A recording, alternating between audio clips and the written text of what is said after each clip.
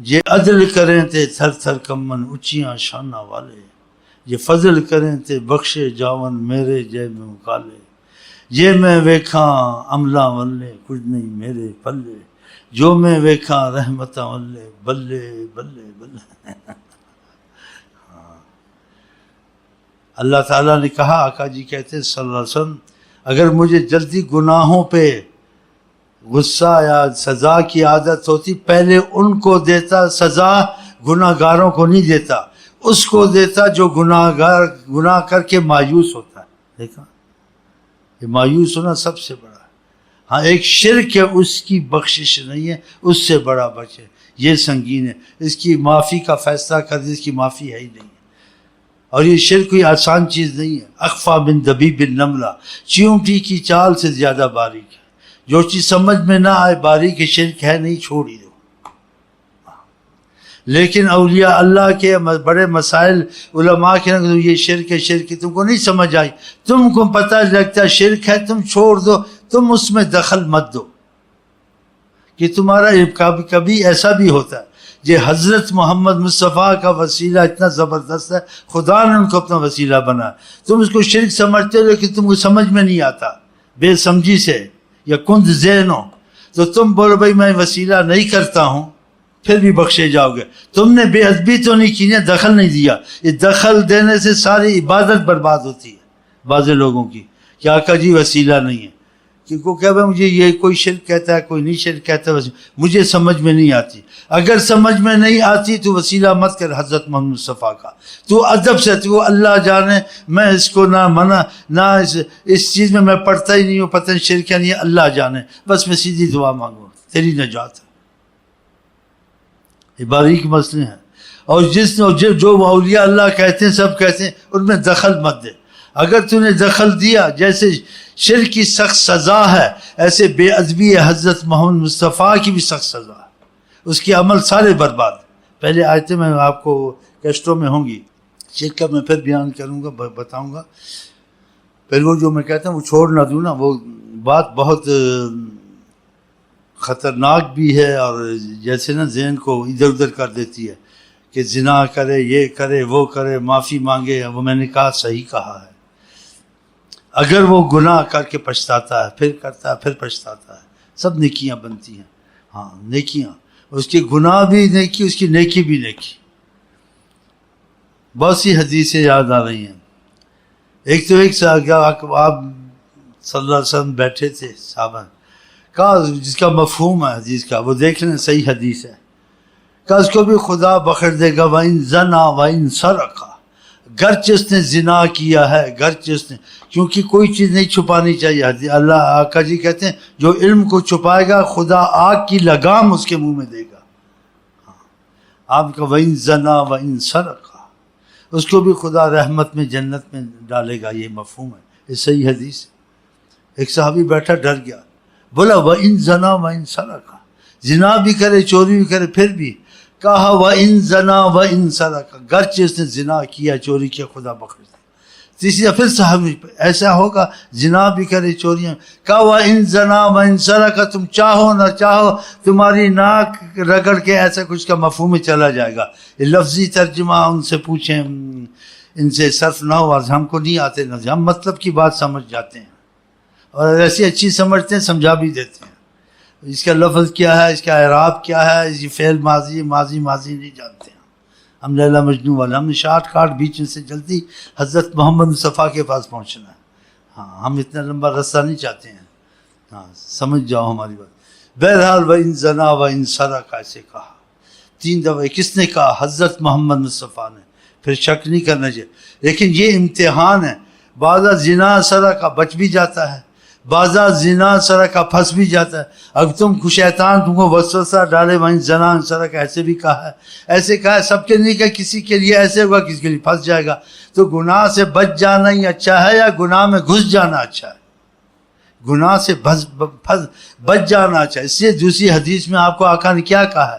یہ جو حدیثیں کہیں ہیں، جو پھنس جاتا ہے، مصیبت میں آ جاتا ہے، قتل کر بیٹھتا ہے، زنا کر بیٹھتا ہے، چوری کر بیٹھتا ہے، گناہ سنگین بے شمار کر لیے ہیں، پھنس گیا، اس کے لیے یہ رحمت کا تقاضا ہے کہ اس کو ہو گیا پھر بھی نا امید نہ ہو، اس کو بخشش کی امید ہونی چاہیے.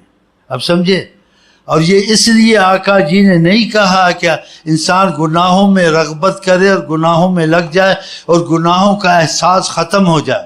ہاں یاد رکھنا یہ باتیں بیچ میں، اگر دوری کریں گے شیطان تم کو دھوکہ دے گا.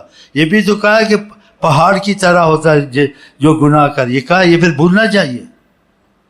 اگر دوسری حدیث میں یہ کہا ہے زنا سرق سا، یہ کیا جب گناہ کر بیٹھتا ہے اس کو ایسا جیسے پہاڑ آ گیا، وہ کہتا ہے میں ختم ہو جاؤں گا، خدا مجھے اب چھوڑے گا نہیں، میں اتنا. ایمان ڈراتا ہے. الایمان بین الخوف والرجاء، ایمان اس میں ہوتا ہے جس میں خوف بھی ہو اور خدا سے امید بھی ہو کہ خدا معافی دے دے گا. اس کا یہ مطلب تو نہیں کہ آپ ان حدیثوں سے گناہوں میں رغبت کریں. یا آقا جی نے یہ باتیں بتائی ہیں، نڑی میں قتل کی اور اس کی وہیں زنا وہیں سرقہ تب بھی جائے گا، تو مطلب ہے کہ رغبت دلائیے یا خدا کی عظمت کا احساس ختم ہو گیا؟ نہیں. اگر اس سے ہو چکا ہے، نکلنے کی گنجائش ہے، توبہ کی طرف مرے، معافی کی طرف. چاہے 100 قتل کیے ہیں، بلکہ اولیاء اللہ نے کہا کہ انبیاء کو بھی قتل کیا، انبیاء کو، تب بھی معافی کی گنجائش ہو سکتی ہے. شرک کی معافی کی گنجائش نہیں، اس سے بڑا بچیں. تو اس لیے یہ حدیثیں میں نے آپ کو سنا دی ہیں. اگر اس میں آقا جی رغبت دلاتے تو وہ دعا اپنی امت کو نہ سکھاتے، اللہم باعد بیننا بین خطایانا کما باعدت بین المشرق والمغرب. اللہ ہم کو گناہوں سے ایسا دور کر دے جیسے مشرق مغرب کا فاصلہ. بتائے اگر رغبت، استغفر اللہ، رغبت کی بات ہوتی ہے، احساس خدا کی عظمت جو ہوتا ہے کر لو، کوئی بات نہیں. چھوٹا گناہ بھی بڑی بات ہے، بڑا تو بڑا گناہ، لیکن بخشش کے دروازے علیحدہ ہیں. لیکن یہ کہا ہے خدا سے بنا مانگو، انسان بچ جائے تو اچھا ہے. گناہ سے مغفرت بھی ہو سکتی ہے، گناہ پر سزا بھی ہو سکتی ہے، گناہ سے خدا کا واصل بھی ہو سکتا ہے. اب تم کو نہیں پتہ اس گناہ میں سزا ملے گی یا اس گناہ سے مجھے توبہ نصیب ہوگی یا اس گناہ سے میرا ایمان جائے گا. تو گناہ میں ایک بات نہیں 100 باتیں ہیں. یہ سمجھ میں آ رہی یہاں؟ تو گناہ سے بچ جانا ہی، یہی کوشش، چھوٹا ہو بڑا ہو نہ ہی ہو اچھا. اگر ہو چکے ہیں تو ان کی یہ صورتیں حضرت محمد مصطفیٰ نے بتائی ہیں کہ خدا سے نا امید نہ ہو، اور ایمان والوں کی نشانیاں بتائی ہیں. تو اس لیے ان باتوں کو یاد رکھا کریں، اور ایسے پروفیسروں کی باتوں کو جہنم میں پھینکے جو خدا کا احساس. کیوں میں سے بعض نوجوانوں سے بات کہ جب ہمارا پروفیسر کہتا تھا تم سے گناہ نہیں ہوں گے، آقا جی نے کہا تو ایسی قوم پیدا کرے گا اس سے گناہ ہوں گے، خدا معاف کرے گا. میں نے کہا یہ تو صحیح حدیث ہے، دوسری بھی ہے. اس کا مطلب یہ نہیں ہے کہ گناہ کرو اور اللہ تعالیٰ کی نافرمانی سے مت ڈرو. اگر وہ ایسا ادھوری بات سناتا ہے، اس سے تمہارے اندر خدا کی عظمت اور محبت کا احساس ختم کر دیا. محبت والا یا خدا کے خوف والا گناہ سے 24 گھنٹے ڈرتا ہے، نہ ہو بھی ڈرتا رہتا ہے. تو یہ ایسی بات کو کہنی چاہیے. پھر حدیثیں کچھ بیان کی، اس نوجوان کا دماغ کھلا. میں نے کہا کوشش کرو گناہ چھوٹا بھی نہ ہو. خدا انصاف پہ آ گیا، چھوٹا گناہ جہنم میں ڈال دے گا. خدا کرم پہ آ گیا، بڑا گناہ بھی بخشا جاتا ہے. تو اس کا مطلب یہ نہیں کہ آقا جی نے کہ تم سے گناہ کہ تم گناہ کرو، یا گناہ کرنا کوئی بڑی بات نہیں ہے. گناہ کرنا بہت بڑا غضب ہے خدا کا، کہ خدا کی نافرمانی اچھی چیز نہیں ہے. ہاں خطا سے ہو جاتی ہے، غفلت سے ہو جاتی ہے، ضد سے نہیں ہوتے، تو اس کی بخشش کی صورتیں یہ آقا جی نے بتا دی ہیں. نڑی، یہ تو نہیں آقا جی نے تم کو کہا کہ نڑی میں قتل کر، 2-4 قتل کی کوئی بات نہیں. بلکہ قرآن نے ایک کو قتل کیا، گویا ساری مخلوق کو قتل کیا اس نے. ہاں یہ بخشش کے راستے خدا جس سے ہو جائے تو خدا نے گنجائش رکھی ہے اس کی معافی کی. تو اس لیے میں نے یہ اتنی باتیں بیچ میں کی ہیں. تو آقا جی نے اگر اس میں ایسی بات ہوتی تو آئی یہ دعا نہ سکھاتے امت کو، اللہم باعد بیننا بین خطایانا، اللہ تو دوری کر ہمارے گناہوں میں اتنی، کما باعدت بین المشرق والمغرب، جیسے مشرق مغرب سے دور ہے ایسے ہم گناہوں سے دور ہوں. یہ حدیث ہے یا نہیں ہے؟ ہم تو پھر ان کو سوچنا چاہیے نا. ایسی ادھوری باتیں سنا کے لوگوں کے دلوں سے عظمت خدا رسول کی نکال دینی. ہو گئے تو اس کے لیے اللہ تعالیٰ نبی کریم نے رغبت تو نہیں دلائی، بلکہ حکمت سے واقعات سنائے ہیں کہ اگر ایسے ہو گیا ہے تو اللہ نے ایسے لوگوں کو بخش بھی دیا. ایسے نہیں کہا کہ ایسے کرو بخشے جاؤ گے. ہو سکتا ہے پکڑے جاؤ, ہو سکتا ہے بخشے جاؤ,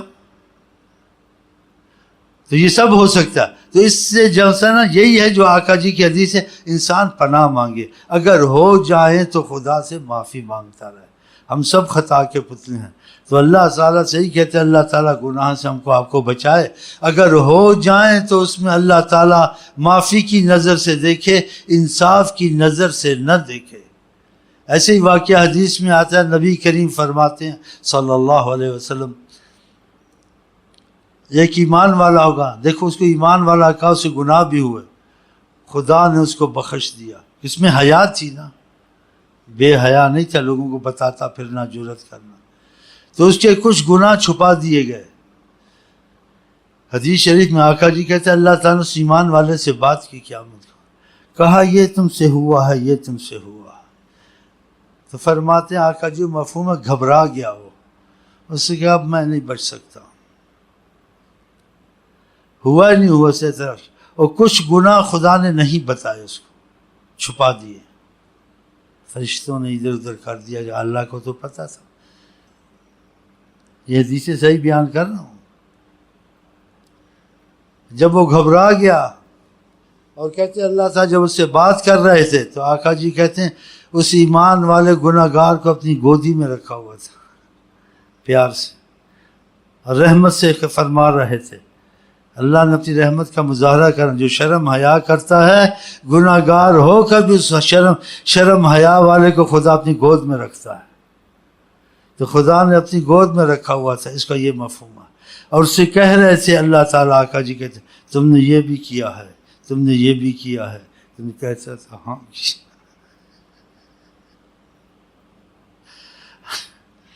اور آقا جی کو کہہ رہا تھا اب نجات مشکل ہے. کہا جو کچھ تم نے کیا ہے ہم نے اس کو نیکیوں میں تبدیل کر دیا ہے. کہا اس کو سانس پڑ گئی.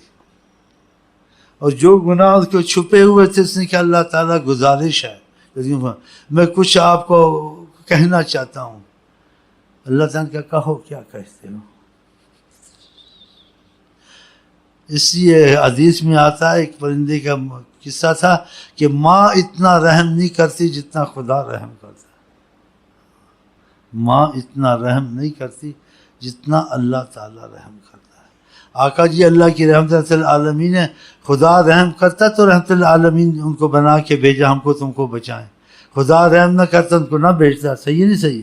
تو خدا تعالیٰ کو بے رحم یا خدا تعالیٰ کو جابر استغفر اللہ یا سخت نہیں سمجھنا چاہیے. خدا بھی بے انتہا رحم ہے, حضور صلی اللہ علیہ وسلم بے انتہا رحم ہے. خود خدا ڈائریکٹ رحم کرتا ہے.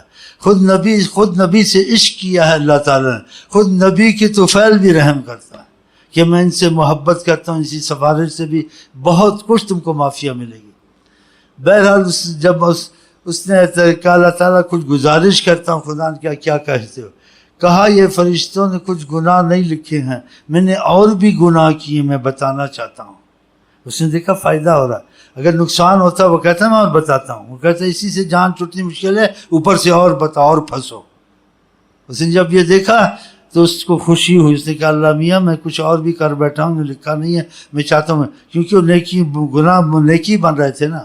تو کہتے ہیں صحابہ کہتے ہیں آقا جی صلی اللہ کی رحمت صاحب اپنی امت کو بتا کے مسکرا رہے تھے, ان کو تسلیاں دے رہے تھے.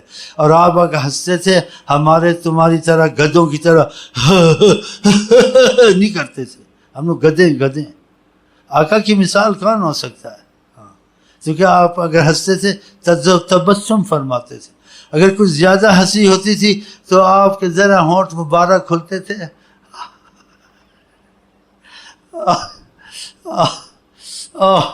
آپ کے دان شریف دکھتے تھے. بس کہتے آپ نے تبسم فرمایا, کچھ ہنسے.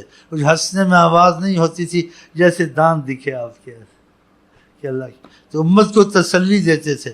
تو آقا کی تسلی ہم کو کافی. ایک تو ہم توبہ میں لگے رہتے ہیں, خدا کرے لگے رہے. دوسرے آقا جی ہمارے تمہارے سفارشی ہیں, تو 100% سمجھو ہم سب بچ کے آئے انشاءاللہ تعالی. ہاں جی.